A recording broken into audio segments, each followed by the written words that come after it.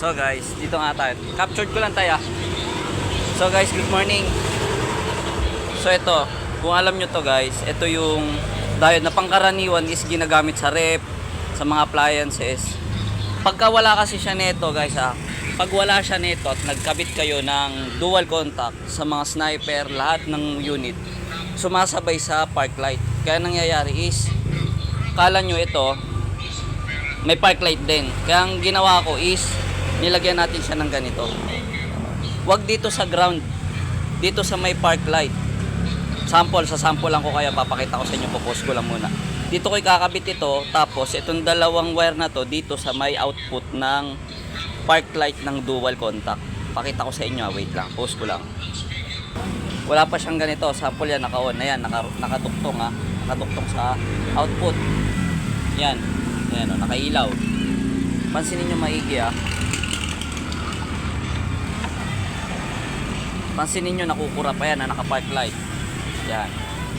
Pagka nakapatay yung park light, patay. Yan patay. Pag nag-signal light ka, ayan kita nyo, pansin nyo, ayan Yan. Gagawin natin yan, kaya kailangan ng ganito. Ito yung diode, para hindi magkaganyan na sumasawi. Tignan nyo. Yan. Nag-grounded yan. Papakita ko sa inyo para mawala. Yan guys. Nilagay ko na yung ginawa nating diode. Yan, magkahiwalay siya. Yung isang wire papunta dun sa kulay blue or park light.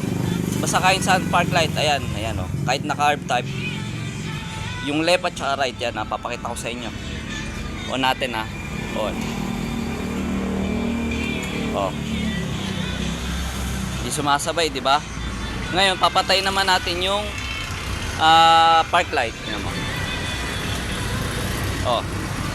Walang sumasabay sa tail light. Wala sumasabay dito. Hindi katulad kanina, guys. Yan yung trabaho ng diode. Para siya yung magbablock nung tirang kuryente. Kay tatay pala yan. Si tatay. Motor niya. Yun lang. Thank you.